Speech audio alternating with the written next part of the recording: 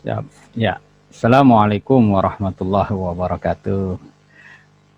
Waalaikumsalam Waalaikumsalam warahmatullahi warahmatullahi wabarakatuh. Ya. wabarakatuh. Alhamdulillah nahmadu wa nasta'inu wa nastaghfiruh min sururi anfusina min sayyiati a'malina. Kita bersyukur pada kesempatan pagi ini bisa ketemu kembali ya untuk pembelajaran langsung. Mari lalu kita mulai dengan bacaan surat Al-Fatihah, tidak hanya untuk doa kita sendiri tapi juga bagi guru kita, bagi ayah ibu kita ya, orang tua yang baik di dunia ini ataupun di akhirat ya, doa anak soleh lah yang selalu dinanti. Mudah-mudahan kita termasuk pribadi yang soleh yang senantiasa ingat ya mendoakan orang tua kita dan para guru kita, dan dampaknya secara tidak langsung kemanfaatannya juga kembali kepada kita sendiri. Siapa yang ingin makmur mulia dalam hidupnya maka selalu doakan orang tua, karena Allah mencintai anak-anak yang senantiasa soleh dan mendoakan orang tuanya.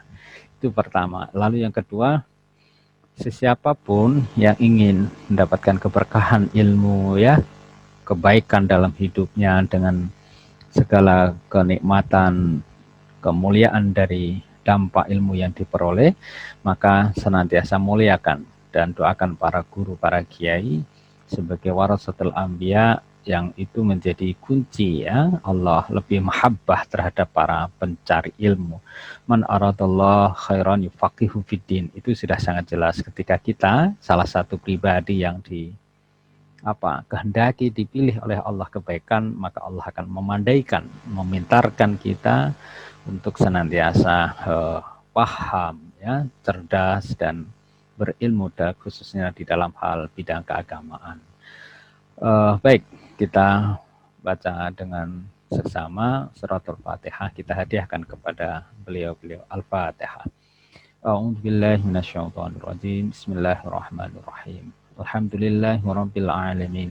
Arrahmanir rahim. Maliki yaumiddin. Iyyaka na'budu wa iyyaka nasta'in. Ihdinas siratal mustaqim.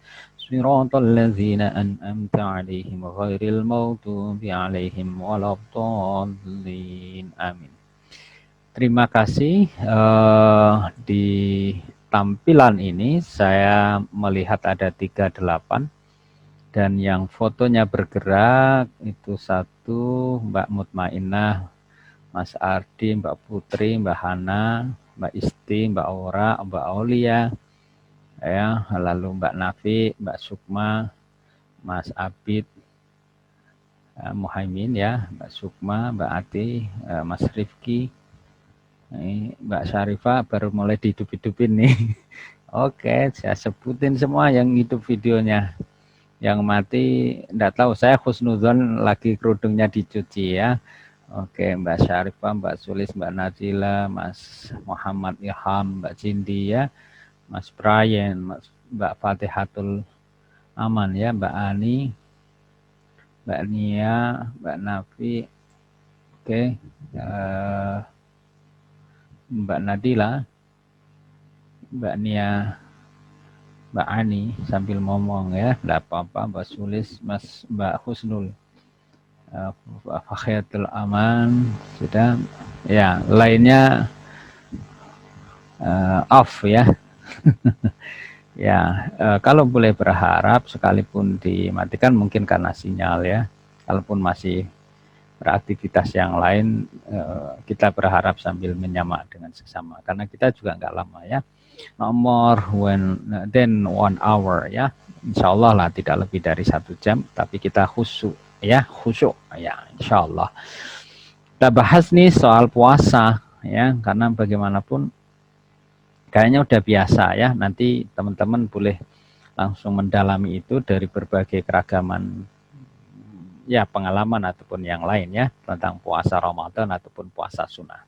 Siapkan sejak awal karena materi ini kan sudah terjalani ya, tinggal bagaimana lalu nanti teman-teman sekalian untuk mencoba mengaplikasikan, dan dari ini tidak hanya sekedar ilmu tapi kemudian menjadi praktek ya.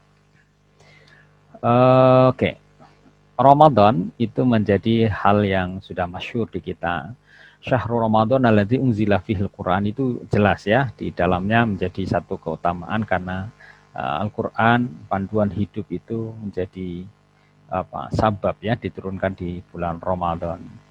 Nah, siam itu kita memaknai ya, memahaminya dari tentu bahasa Arab, soma yasumu, yang maknanya adalah menahan ya, maknanya menahan. Jadi kalau kemudian misalnya Mas Ahmad ya sama Mbak Putri gitu, Inasari gitu. Ya kalau puasa ya harus ditahan.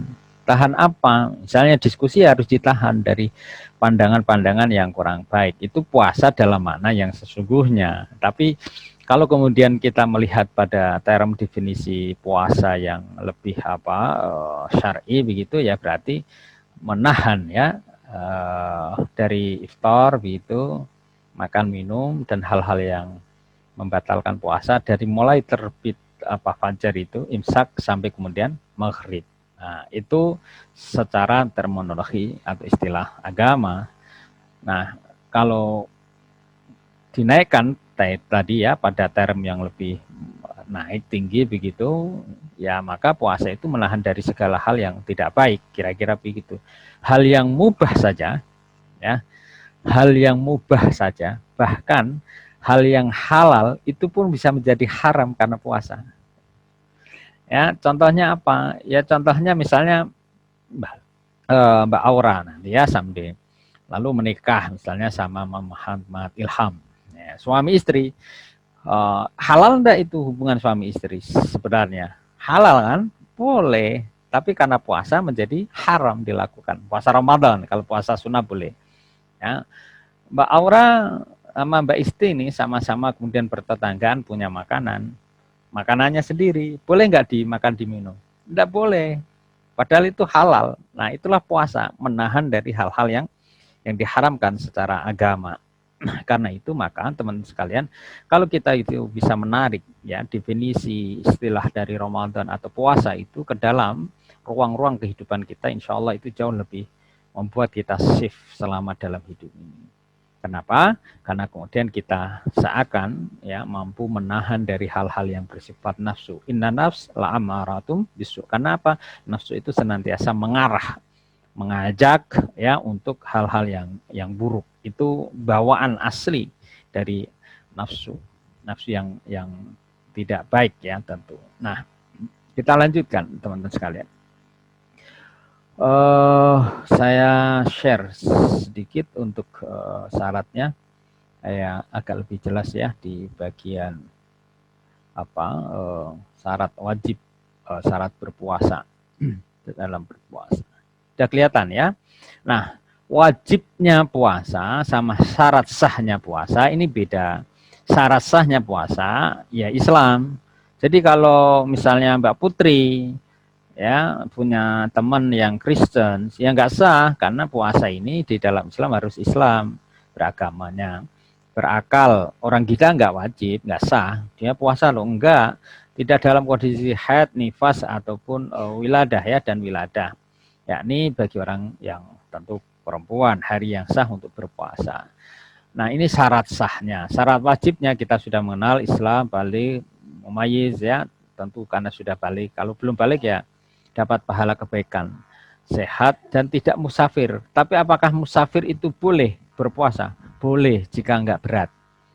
Ya, boleh. Mas Rifki misalnya sini Jogja tetap puasa boleh. Tapi itu ada rukhsah, kenapa lalu dipaksakan, apalagi kondisinya mabuk gitu, naik bis semua ya. Lanjut lagi Solo dipaksakan puasa, mendingan jangan puasa. In kuntum maridan aw ala safarin fa'iddatum min ayyamin ukhar. Itu sangat jelas ya. Wah, ini kan mau lamaran saya, maka harus saya tetap puasa. Islam itu mudah ya. Yassiru wa la tu'assiru, jangan mempersulit. Nah, ini yang membatalkan. Kita agak cepat ya karena materi ini materi yang sesungguhnya lebih pada pendalaman teman sekalian. Makan minum. Nah, makan minum nanti macam-macam tuh. Ada yang karena lupa, sengaja lupa, atau melupakan diri. Ya, yang sering kali dibahas yang ini masalah tentang seksualitas. Gitu. Nah, kalau lupa ya jangan dilanjutkan gitu. Masa puasa Ramadan lupa kalau Ramadan? Ya bisa juga sih, bangun tidur tahu-tahu, Ramadan padahal sudah berhubungan sama suaminya atau istrinya begitu. Ya tidak batal, tapi begitu ingat ya sudah gitu. Sama dengan misalnya Mas Brian atau Mbak Mutmainah atau Mbak Hana misalnya makan ya minum, waduh lupa saya gitu. Ternyata sudah satu piring. Ya sudah, apa yang di mulut dihabiskan. Tapi jangan nambah lagi. Begitu tahu oh nanggung ini bandeng ya lumayan ini masih separuh ya jangan. Ya apalagi masih jam 10 pagi itu kan lumayan ya. Kalau makannya udah dasar kan kurang. Sama ini teman-teman kalau keluar darah haid itu ya. Misalnya kalau keluar darah haid, lalu darah haid itu kapan keluarnya? Saat ya, saat ba'dal asar. Nyesel gak itu? Ya nyesel antara enggak ya tetap harus batal. Ya, dan tidak boleh dilanjutkan, justru menjadi haram. Gila saat berpuasa ataupun murtad. Nah ini hal-hal yang masyhur ya di kita. Kenapa kemudian kalau kita sedang berpuasa, hal-hal demikian ini tidak boleh kemudian kita lakukan sebagai sebuah larangan yang sangat masyhur. Ya. Apakah juga larangan yang lain? Ya ini adabnya aja ya. Jadi kalau teman-teman misalnya di dalam persoalan berpuasa, ya niat karena Allah semata. Apakah boleh misalnya diniatkan yang lain? Misalnya contohnya apa? Contohnya tadi Mas Brian itu sedang melirik seorang gitu ya, ingin dinikahin begitu, lalu dipuasain sunnah ya, Mbak Nadila misalnya dilirik itu, atau siapa Mas Ahmad ya sedang melirik siapalah misalnya Mbak Amif atau siapa ya kan, ya saya puasain gitu. Nah niatnya jangan puasain perempuan dong, atau sebaliknya Mbak Istiqomah sedang memuasain siapa begitu ya, Mas Abdillah atau siapa, jangan untuk muasain orang. Loh, apa bedanya Pak? Bedanya adalah meniatkan puasa karena Allah, lalu meminta kepada Allah membukakan hati seseorang yang sedang diharapkan untuk menemani hidup sampai seumur-umur, kira-kira begitu. Beda kan? Iya beda, itulah ketulusan, mintanya ke Allah. Jadi kalau pengen rumah yang bagus, kendaraan yang bagus, salah? Enggak. Saya ingin puasa itu sunnah supaya nanti saya hidup makmur dan seterusnya, enggak masalah. Tapi puasa sunnahnya diniatkan mahabbah kepada Allah. Dengan begitu lantaran mahabbah, lalu Allah kasih apa? Kemudahan hidup, termasuk ilmu, supaya puasa sunnah, supaya pintar dan sebagainya itu. Harapannya adalah Allah mahabbah terhadap pribadi yang soleh, yang sedikit maksiatnya, sehingga yarfa'illahil ladzina amanu minkum walladzina utul ilma darajat. Allah akan senantiasa mengangkat derajat siapa? Derajat pribadi kalangan yang senantiasa berilmu dan beriman. Nah, tentu berpuasa itu adalah jalan untuk meningkatkan ketakwaan, jalur yang sudah diajarkan dari zaman kenabian sampai sekarang ini untuk mendekatkan diri kepada Allah yang Maha Mengatur. Itu kira-kira dari bagian adab berpuasa. Nah,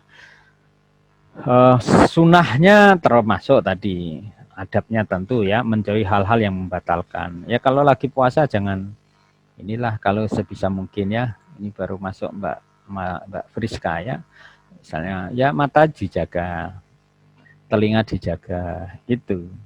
Ya, Mas Ibrahim ini walaupun nggak kelihatan videonya misalnya, kalau puasa ya jangan dua-duaan dong gitu. Lu diskusi, iya diskusi. Tapi masa terus diskusi misalnya di ruang yang agak tertutup ya, misalnya dengan Mbak Syarifah atau Mbak Atia. Ya memang kalau diskusi baiknya kalau teman-teman tidak masuk dalam ranah yang fitnah.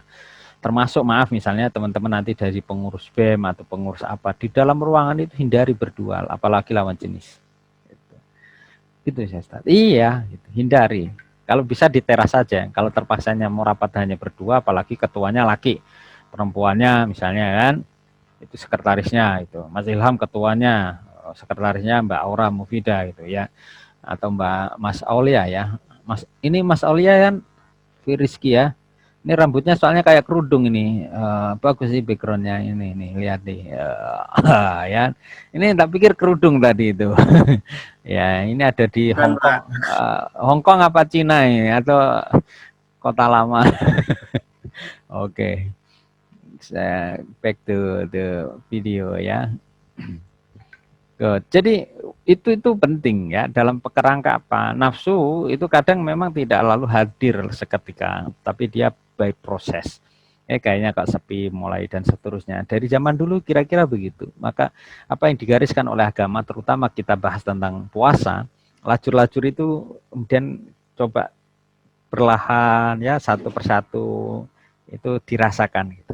Oh iya ya betul ya.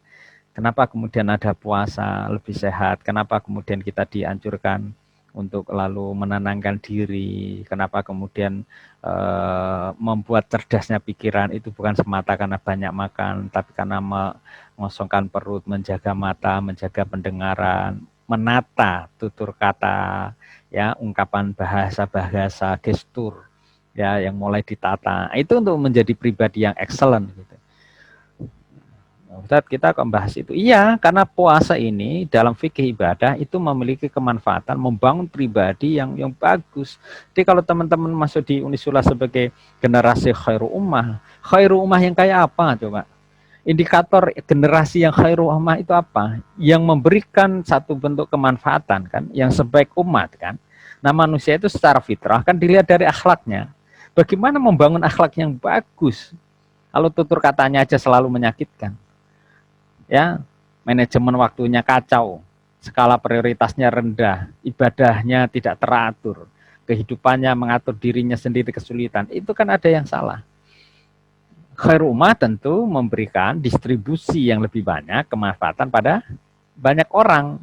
Nah tentu itu melampaui ya sisi bagaimana how we can manage ourselves, ya how we can manage our time, well management in our life, ya diatur, manajemen baju yang baik, manajemen belanja yang baik, ya mengatur ritme istirahat, mengatur ritme untuk menjaga fisik, mengatur bagaimana kemudian pemikiran itu tetap diberikan gizi melalui diskusi, pembelajaran dan seterusnya. Bahkan kolbu, hati dan mentalitasnya, integritasnya terbangun dari mana? Dari seberapa kemudian dia mendekatkan diri kepada Allah, ibadah dia jaga dengan baik gitu.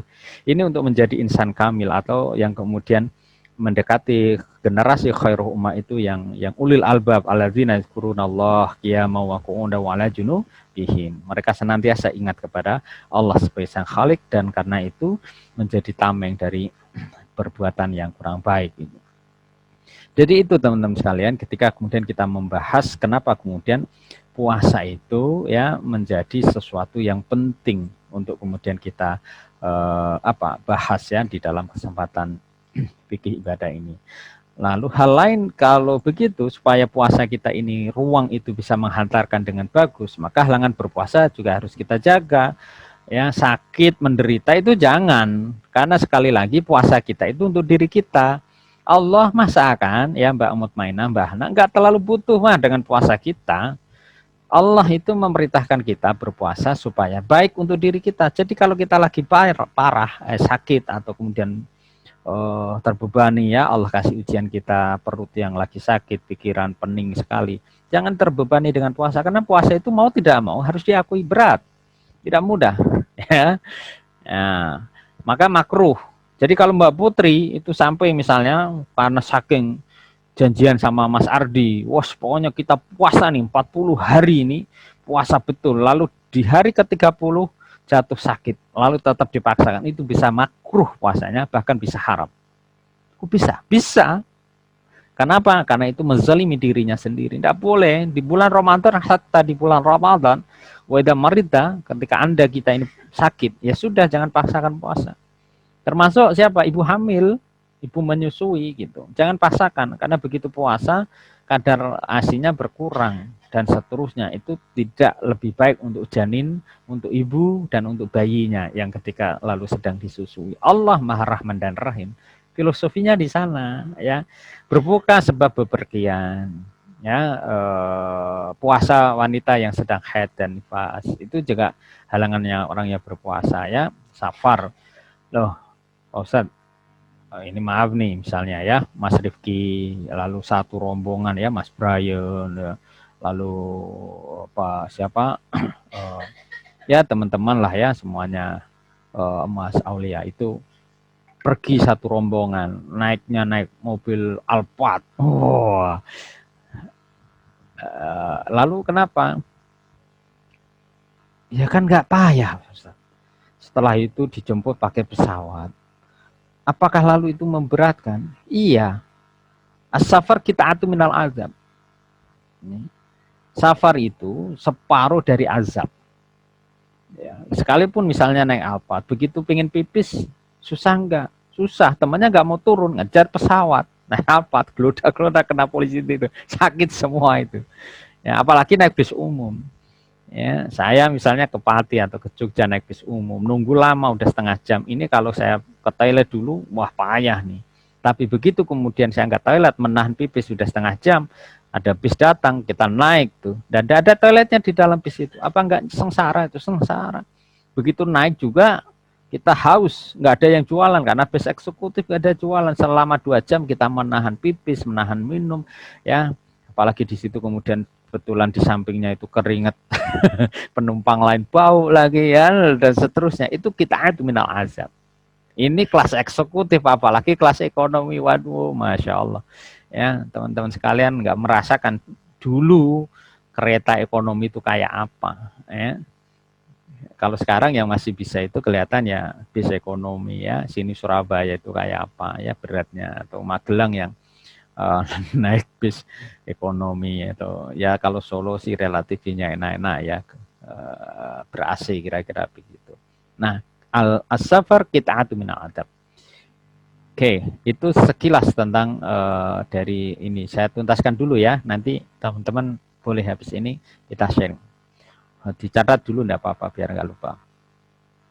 Lalu orang yang sudah lanjut ya, orang yang kemudian sakit juga jangan dipaksakan. Maka orang tua yang sudah berlarut usianya atau pekerjaan seorang itu sopir, selama-lamanya dia supir lalu perjalanan jauh, ya dia hanya membayar qadha ya, membayar apa namanya tadi ganti ketika tidak berpuasa dan tidak wajib mengqadha puasa. Bagi yang memang profesinya seumur-umur berat ya, seperti tukang bangunan, sopir malam, bis atau pekerjaan-pekerjaan sejenis itu ya tidak harus mengganti, kecuali ketika dia sudah selesai dari kerjaan dan masih ada kesempatan untuk mengganti.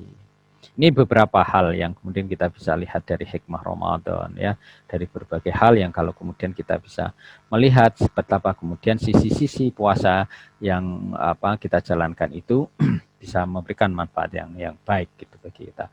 Oke, secara sekilas saya akan mencoba untuk juga menjelaskan sedikit tentang puasa sunnah ya. Oke. Nah, puasa sunnah termasuk kaitannya tentu dengan puasa Ramadan. Puasa sunnah yang kita masyhur kenal adanya Senin Kemis ya. Kenapa begitu bagus gitu? Karena puasa Senin Kemis ini amal kita dinaikkan. Dinaikkan kemana? Ya ke langit. Kita ingin apa yang disampaikan oleh Rasulullah, misalnya Mbak Husnul ya, Mbak Nadila sedang puasa, itulah kemudian amal dinaikkan. Jadi setiap Senin itu amal kita dinaikkan ke atas. Ya, itu yang menyampaikan Rasulullah. Loh kok Rasulullah tahu? Ya Rasulullah itu kan mengetahui apa yang tak terketahui oleh kita, melihat apa yang tak terlihat oleh kita.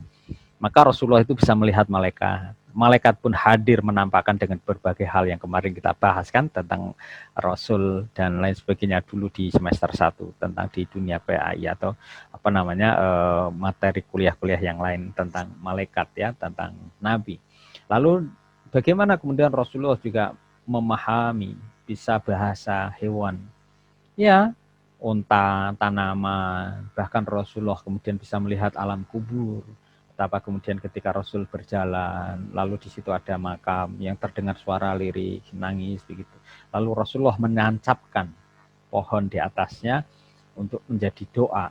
Maka kalau kemudian kita sedang mendoakan, berziarah, dulu memang ziarah itu diharamkan. Tapi ketika sudah ada peperangan selesai, kemudian ziarah dibolehkan. khususnya bagi yang laki-laki. Yang perempuan bagaimana ya, kalau bisa nggak usah berziarah karena sensitivitasnya jauh lebih tinggi gitu ya. Lalu apa kaitannya dengan ini? Betapa kemudian kalau kita bisa melihat sisi-sisi itu, maka amal kita ini juga ditampakkan. Rasulullah pernah ditampakkan, makanya Rasulullah menganjurkan kita puasa Senin Kamis. Nah, itu salah satunya supaya saat kemudian amal dinaikkan, kan tidak etis itu. Misalnya Mas Ahmad lagi apa ya, separuh berzina ini misalnya ya. Separuh berzina itu apa ya? Nggak tahu lah ya, ngejak ke kafe atau apa itu ya sama teman. Nah, itu bagian dari yang tidak dibolehkan misalnya. Tapi kayaknya saya sih nggak yakin ya teman-teman di Eva ini pada ke kafe ya tahu. Paling ke kantin ya, ke kantin rame-rame ya, nggak ke kafe ya. Lagi lihat-lihat seperti Mbak Ani, Mbak Husnul Khotimah, Mbak Sarfat dan semuanya teman-teman yang perempuan ini. Solihah ya. Nggak mungkin lah ke kafe ya. Ya sesekali kayak Mas Ahmad, Mas Saifuddin itu keangkringan, minum kopinya di angkringan ya. Jauh lebih rileks ya. Atau Mas Ardi ya, kapan-kapan nanti kalau wisuda itu cari model yang lain lah. Selama ini kan kalau wisuda itu syukuran itu di ruangan yang megah atau kemudian di hotel ya gitu ya. Itu syukuran wisuda itu enggak usah yang catering gitu misalnya ya. Terus gimana Pak? Ya kita cukup di halaman kampus ya, outdoor party. Party kebun ya. Terus gimana? Ya manggil angkringan-angkringan itu ya, padi-padi itu dilarisin, Pak, angkringan 4 didatangkan ke kampus ya. Itu sak puasnya makan. Insya Allah budgetingnya 1 juta dirombongin cukup. Ya hal-hal yang berpikir out of the box itu bagi teman-teman sekalian. Unik, tidak merugikan orang lain, inspiratif dan hemat. Itu kan yang penting. Ya nikah itu nanti juga Mbak Sukma, Mbak Istiqomah, misalnya Mas Aulia Rifki ya, ataupun di sini yang videonya dimatikan nih, misalnya Mas Agus itu. Udahlah, kalau boleh saya meminta kepada teman-teman yang khususnya yang akhwat yang perempuan ya, jangan membebani calon suami itu dengan nanti Mas harus resepsinya yang ini, enggak usah itu.